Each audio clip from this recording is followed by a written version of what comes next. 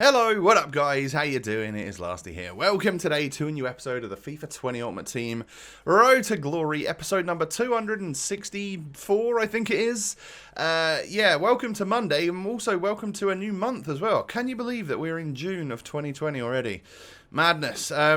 What that does mean is that we're in the latter stages of the cycle of FIFA 20. So any support you can continue to show me means the absolute world. Can you smash a like? Can we hit 2,500 likes today? That would be just amazing. Thank you in advance.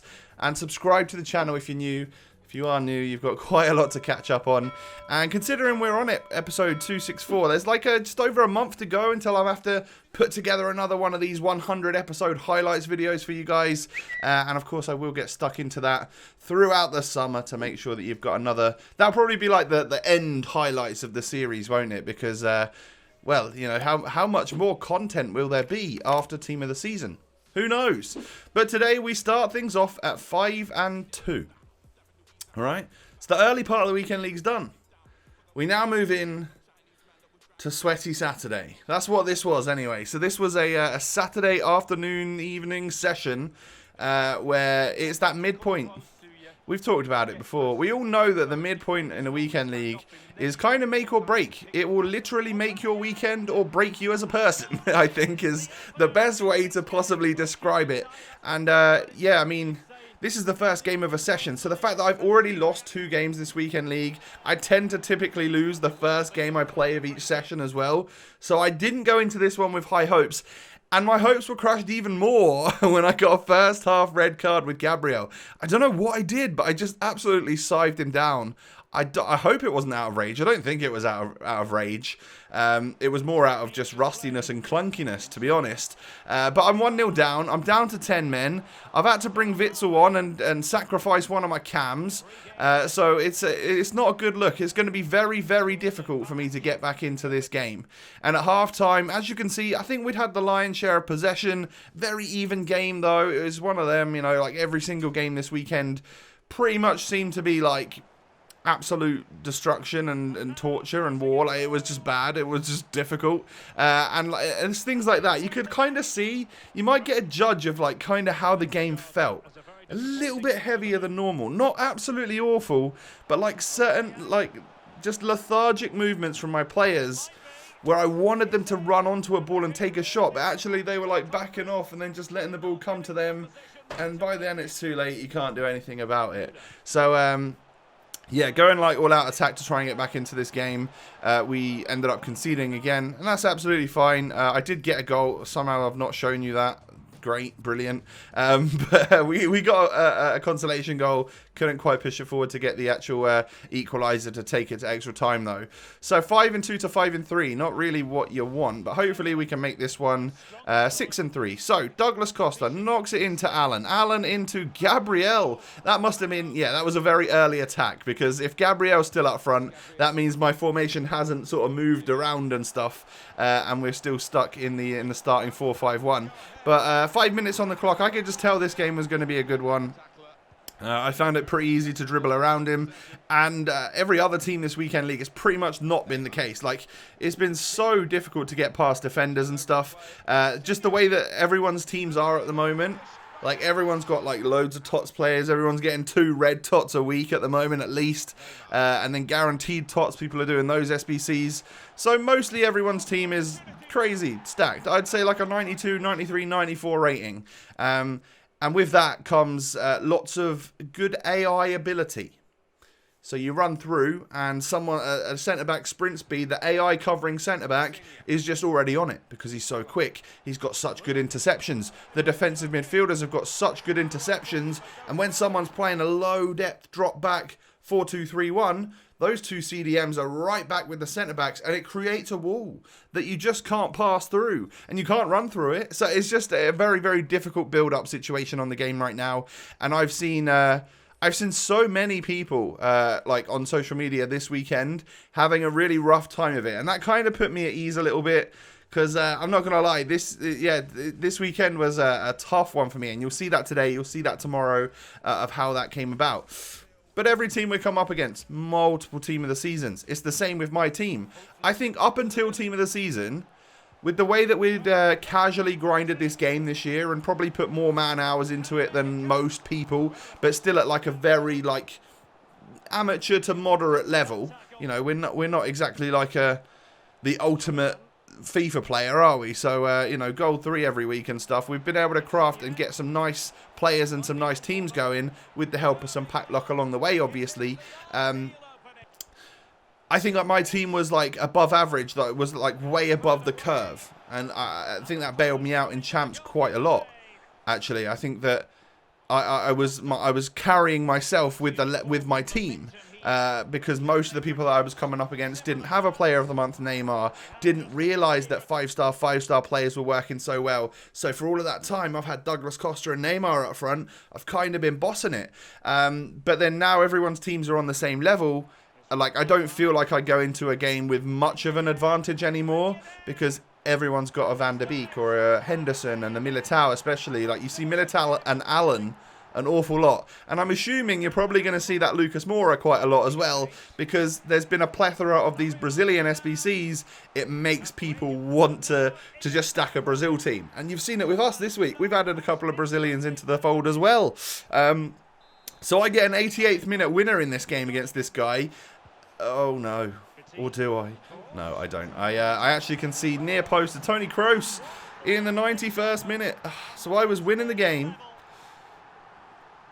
in the 88th or in the 91st or whatever, and then he equalised and sends this one to extra time. When you look back at the stats, could probably argue that, yeah, I maybe shouldn't have been winning and that I could have lost this game. At the end of the first half of extra time, maybe I'd had one or two more shots, but it was still probably in my opponent's favour. And in the second half of extra time, Neymar scoops it round. Way too much power on that shot. If I just hit like 1 or 2 bars rather than 3 bars of power there, I've scored and I've probably walked away as a winner.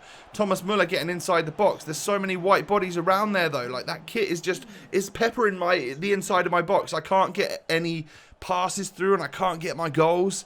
And in the 120th minute, when I thought I was going to have last attack, he counters me. And you know what's going to happen, don't you? You just know it's going to fall to Toni Kroos, and he bangs it in the back of the net. 2 minutes and 35 seconds into extra time. Gutting. Absolutely gutting. That was me. That was, as the saying goes, like, I've been saying for a long time now, my head just came off the top of my body and went off to Narnia. That is the only way I can pretty much explain that one. Yeah, I hate it. I hate when you lose right at the very end. And I conceded in the 92nd and the 123rd minute. That is just, it's a harsh one. It's the harsh truth. If I'd have just kept that ball a little bit better, we'd have walked away with a victory in 90 minutes. Tough. Very, very tough. So we go into the next game. This guy's got like Vardy and Pele and all sorts. I go 1-0 up against him really early, and I'm like, finally, can get another victory here. It's going to be all good. But that is not the case, boys. He gets through with Vardy. I think at this point I've lost my head so much that I'm just not even playing right. Like my defending and everything, it's just abysmal. It's erratic. It is me jumping into challenges where I shouldn't be. You know, pressing the actual standing tackle button way too much when I should just be jockeying. And it shows. I found myself like just incredibly far down in this game. I was 1-0 up. And then 31 minutes on the clock, I'm 4-1 down. How on earth? And then I'm 5-1 down because Pele. It's like Pele and Vardy. It just destroyed me. And that right there, that pause right there is going to signal the first rage quit for me in the weekend league for about a month. I haven't quit a game of Foot Champs for ages, but I just lost it. So I had to take a break there. We're on 6 wins, and I think we're on 5 losses. And that, for me, is just not a good start. It's really not a good start. I don't think there's been a weekend for the last few weeks where I've not been 8-2 or 9-1 or something like that. So, yeah, to be 6-5 is, yeah, kind of, I was demoralised. This game had kind of broken my spirits. So I left it for a little while. I think that was kind of where I was going to stop for the day, but I ended up coming back to it a little while later after I turned the console back on. And I found myself 2-0 down after 5 or 6 FIFA minutes. thinking, what's happened? What has happened? But anyway, you're going to see that a lot this weekend. I go 2-0 down all of the time. Like in the first 10 minutes. Often. And I don't know why. I don't know what I'm doing defensively in the first 10 minutes, but it is not smart. I ended up getting one back. I ended up equalising as well. 37 minutes on the clock. We managed to make it 2-2. So at least we brought this game back. The second half, you can start it as if it's 0-0 again and then absolutely go for him and win this game. That was what I wanted to do. Until I gave a penalty away. I think I wiped out Giovinco or someone like that. I wiped somebody out and he gets a penalty for it quite early in the second half. So again, this one's going to demoralise me. Ronaldo steps up and scores. But I would say fair play to this guy. Because he was rocking a 3-5-2 and he was very attacking, very aggressive, which actually opened up some opportunities for me. And it actually gave us a high scoring, quite a good game. I score off of kickoff. I literally kick off him after he scored. Jonathan with the powerful shot there on his weak foot to, I think it was his weak foot. It doesn't matter. He's got a 5-star weak foot. So he scores from that. And then I get gifted a penalty. I can't believe it. I've missed my chance to go in the lead in the 72nd minute. And I think this game, it ends up going the distance. 1 to extra time, man. So we're 3-3 and we missed a penalty. We could have won this game in 90. That's another game we could have won in 90, right? So we go into extra time. He's brought on Visca. He's got lots of players forward, as you can see in the 3-5-2. Adama's on as well. I've got to be so careful. And that's not what you want to see, is it? That parry from Alisson is not good enough. A 97 rated Alisson should not be doing that. And I'm 4-3 down. Oh, man. And considering, again, this is like my first game back in the next session after rage quitting the last session, I could tell that this was going to be one of my worst days of FIFA ever. But Insigne knocks it back to Muller, and I get lucky. I get the rebound this time. It's happened to me a lot already this weekend, but it finally dropped for me, which is great. And then I'm like, you know what? I'm staying on my throw the kitchen sink at him tactics because I'm going to win this match. I'm not taking it to penalties. Muller gets 2 rebounds kind of blocked there. We're going to end up picking this ball back up with Witsel, knocking it into Insigne, into Ryan Kent, who turns and like double dupes the defender and then hits the post. Oh, I can't even score that. But then Kent into Muller. I get past the defender and I'm able to bang it home in the 118th. And I'm not going to lie, that felt real good. We can pretty much say that we're going to win this game now, as long as no mishaps happen. And I was able to pick the ball back up. This guy had kind of given up, probably out of rage or something. But we are able to score another goal with Muller there and make it 6-4 in the 120 minutes.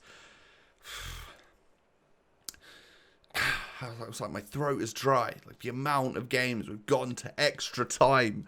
It is, it's tough. But GG's to that guy. At least he played an attacking style. It gave me lots of opportunities. And you can kind of see why people wouldn't play the attacking style. Because, hey, he's probably tried to have fun in that match and ended up losing. And does he come away saying that that game was fun? Probably not. If he has 4-2-3-1, drop back 1 depth, and he wins that game, he's probably buzzing. So I can see why people do it. It's really to blame on the game than the player, but I just think that I just wish they just take custom tactics out for the next few weekend leagues. Let people adjust their formation, but take away the drop back, take away the depth, and just let everyone play balance and see what happens. I'd love that. I think it would eradicate a lot of the issues. Then again, I have no idea that would actually help or not, but it would just be interesting to see, wouldn't it? But we go 1-0 down, of course we do. And it is Erling Braut Haaland that scores. But we are able to go down the other end and get a goal with Jonathan. I've been so impressed with the Brazilian this weekend. Like, he ended up... He's not crazy good. He's going to score you loads of goals and he'll be great. But he's not a 5-star skiller, and he's not super agile. But he is brilliant, is what I'll say about him. But then again, we've kind of been getting on with the players that aren't super agile or skillful. Thomas Muller's a fantastic example of that. And he has scored so many goals for me this weekend just from the subs bench. I'm blown away by how potent he is when he comes on the pitch. But I also think I figured out my downfall. I may have figured out why this weekend league was going so bad. And it has a lot to do with putting some respect on Neymar's name. So, because Jonathan was like the it player for me this weekend, the one I really wanted to use. I wanted to have him up front the whole game. When I brought Muller on to go up front, I left him and Jonathan up front. Take Douglas Costa off, but push Neymar back to Cam. Go sit out wide, mate. Supply the balls to those two finishers. And that means I've not got a 5-star skiller up front, which I think was definitely an issue for me. Like, this weekend was the first weekend I felt like Neymar wasn't cutting it. And I think that's because most of the time I seem to remember being on the ball with him, it was out wide as a Cam when his stamina had gone in late in the second half. Whereas I should have left this guy at striker. And you'll see in tomorrow's episode how things change for me when I do remember to just leave him at striker. And when I bring Thomas Muller on, he can either go up front, but it's going to force Jonathan back, or Jonathan can stay up front and Muller can play as a wide Cam. But yeah, I get scored on and I lose to this guy in the end. He was a 4-2-3-1 drop back possession guy, and he's come away with exactly what he wants, which is the victory. I miss a late opportunity there. There was potential for me to get the equaliser to take this one to extra time. But yeah, I end up losing it, and as you can see, pretty much fully deserved. Couldn't make anything against him, and we just move on. But that one really wound me up as well. So I lost another game. I don't even know what the record's at right now. But I think this is the last game of the episode. 4-2-2, side with lots of good players in it. I mean, that defense of Boateng and Hummels, it may not be the quickest, but it's so rock solid. It's very, very, very good. Their positioning and the way they block the passing lanes and stuff is great. Boateng especially, what an absolute beast he is. I was 1-0 up at half-time. But less possession than my opponent. I need to step that up a little bit. I need to control the game a little bit more. And that is exactly what we do in this next half. So Neymar running down the line, sees that open ball from Jonathan. He gets inside. He's going to score that one. Actually hit it with the finesse. I've been trying to not finesse with him, because I think his powerful shots are way better. But in that situation, I kind of had to. And then, although we missed that shot with Insigne, it's one of them games. The ball's going to fall directly to us and we can score with Jonathan. 3-0 up. I knock it into Thomas Muller. And I think I just sort of weave past a couple of defenders, open myself up for the finesse shot and score it there on the outside of the box. His shot is one of the best I've used on FIFA 20 there. I've said it. I'll say it. This Thomas Muller with his 95 shooting, if you can get a shot off without it getting AI blocked, there is a high percentage of that falling into the back of the net. So this was probably one of the best players that's come out in SBCs for a long time. This 93 rated Lucas Moura. He looks outstanding. He will be a top tier end game player, that is for sure. But with that comes a very hefty price. He's 1 million coins on Xbox. I think like maybe 1.3 on PS, which is insane to me. I think it's ridiculous. Like, there's no time limits. You can grind and craft this guy throughout the rest of the game if you want. But who wants a Moura in 6 weeks? Like, you want him now. And I feel like 600 or 700k would have been a lot fairer for a top-tier endgame player at this stage in the cycle. Considering what all the tradable players on the market are going for right now. Like, that Moura, you can pick up a Mahrez or a Son or probably a Richarlison tradable for those prices. And they're, like, similar or better players depending on how you look at it. And then in other leagues, some of the players are, like, stupid cheap now. So yeah, like, that's just how it is. I just don't agree with the pricing on that one. I never will. And I think that's probably going to mean that I'm not going to do him. He's a great Brazilian that could definitely get links in our squad. But I just can't see myself doing him because it would cost me way too much. I look forward to the guaranteed SBCs more. And I want to use my fodder on that. Especially with Ultimate Tots coming, right? Like, I want to save my stuff for that. As opposed to just putting everything I have and more and all my coins into one player. I don't really want to do it. Cut to tomorrow's episode where I complete Lucas Moura. Now, I don't think that's going to happen, guys. But who knows in the future. If we pack someone really expensive, maybe. But I don't know if there are really expensive players anymore with the way that the market looks. But that's going to end the episode for today, guys.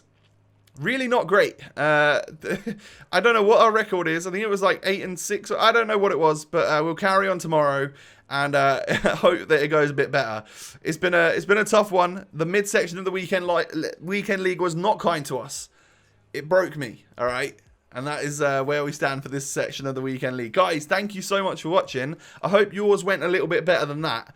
And we'll see tomorrow how I can clutch up and see what the results are like and all of that good stuff. But thank you for watching. Hit that thumbs up. If we can hit 2,500 likes, you'll make my Monday. You'll make my June already. Subscribe to the channel. I thank you for that. And of course, don't forget that the links for Twitter and Instagram are down below in the description. Why not come follow me? Have a great day. Stay safe, stay healthy, stay inside, all of that good stuff. Or just stay safe if you are out and about, because I know the restrictions are a little bit lifted now. But be cautious and stuff, guys. Take it easy, and I'll catch you in tomorrow's episode. Peace.